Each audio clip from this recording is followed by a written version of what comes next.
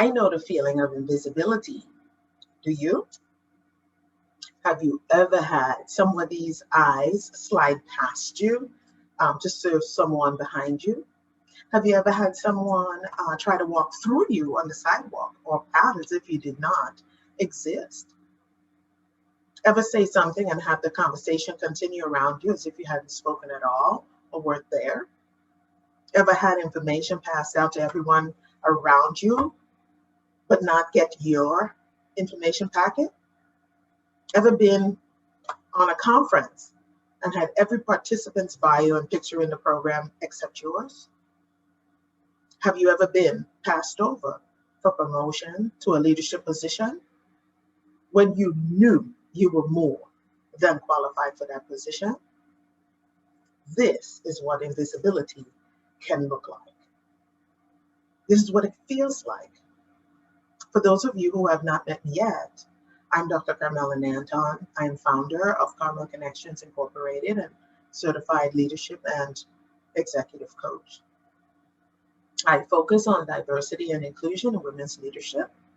And if you are listening to this, you are interested in any one of those topics, or specifically in transforming leadership culture from the status quo into an inclusive practice that works for everyone.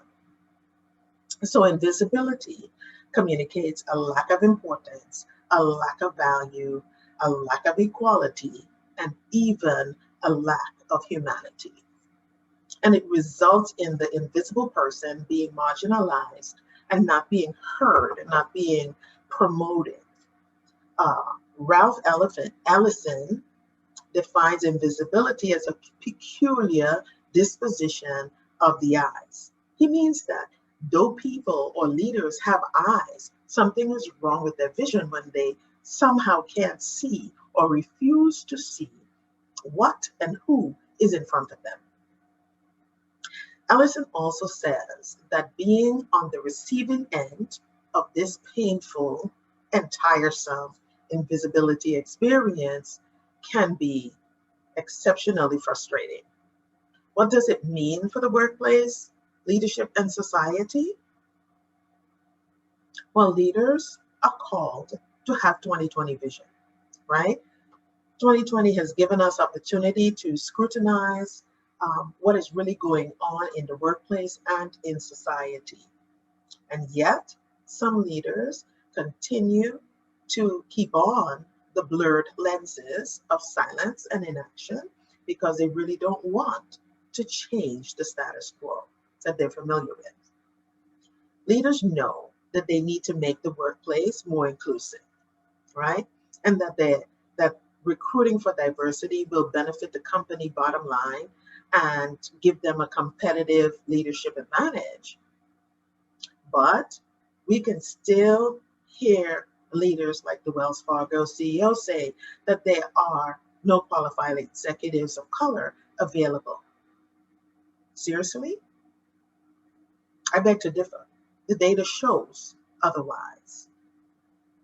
College graduation records show otherwise. It is this peculiar disposition of the eyes that keeps passing over well-qualified candidates that are right in front of the leader or the selection team, as if their capacity and competence and accomplishments are invisible, though they can show receipts. And so in society, it's the same thing. Ongoing silence and CEO dismissal of the value of Black workers and their careers through acquiescent refusal to hold accountable the ones in whose departments there is never room, or they somehow never can get someone that quite fits their criteria. As leaders and as a society, we need to clean the lenses through which we view women leaders, Black executives, or managers of color.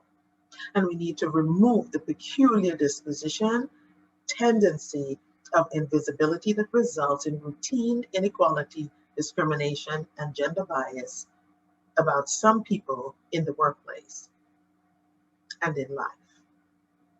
It is incumbent upon leaders to clearly see with clarity who is in their organization and to see them with strategic foresight that is 2020 and acted on, and not just hindsight that is 2020, but too late. And then to have the courage to grant equal access and equal opportunity to top leadership positions so that they represent the customers you need and the customers you serve. I want to thank you for listening. And if you want to connect with me, go to carmelconnections.com, or to get on my email list, make that request by getting your free gift. Now let's go and lead inclusively.